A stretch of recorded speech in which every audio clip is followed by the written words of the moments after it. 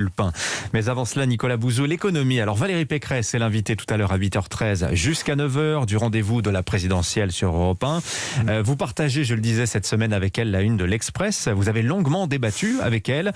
Quelles sont ses principales propositions économiques et sociales ? Bon, écoutez, c'est un programme libéral classique, celui de Valérie Pécresse. Alors c'est un libéralisme qui n'est pas revendiqué, mais enfin, c'est quand même ça. Quand vous regardez par exemple la question du rôle de l'État, Valérie Pécresse prône la simplification, la suppression des doublons, entre 150 000 et 200 000 suppressions de postes de fonctionnaires. Bon, très honnêtement, c'est cohérent, vu nos problèmes de dette et la taille de l'État en France. Il n'est pas illogique de vouloir simplifier et alléger. Sur la question du pouvoir d'achat, il y a l'idée que le travail doit payer plus que l'assistance. Bon, là encore, c'est une idée avec laquelle on peut s'accorder, ce qui passe, selon Valérie Pécresse, par des baisses de cotisations salariales compensées par la hausse du salaire net et la montée en puissance de l'intéressement et de la participation. Est-ce que c'est un programme original, Nicolas ? Non, ça n'est pas original du tout. C'est un programme de droite classique, mais en même temps, est-ce qu'il faut être nécessairement original ? La question, c'est d'être juste dans tous les sens du terme. Après tout, les propositions de Valérie Pécresse sur la réforme de l'État, elles n'ont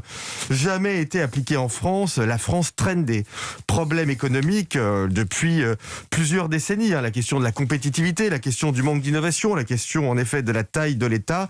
La France, elle est systématiquement en retard d'une réforme. Alors on fait les choses après les autres. Regardez ce que l'on a fait en matière de marché du travail depuis 15 ans. On a avancé, on a baissé le taux de chômage grâce à des mesures classiques de flexibilité, grâce à l'apprentissage.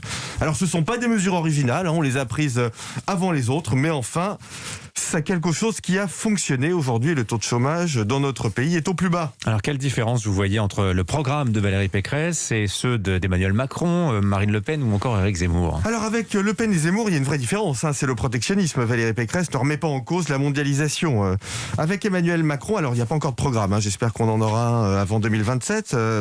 Mais enfin, on peut imaginer que le programme économique et social d'Emmanuel Macron et celui de Valérie Pécresse soient assez proches sur les questions de simplification, de retraite, de pouvoir d'achat. On imagine qu'ils sont à peu près sur la même ligne. Alors les deux vont jouer les différences. Ils vont dire mais non, mon programme n'a rien à voir.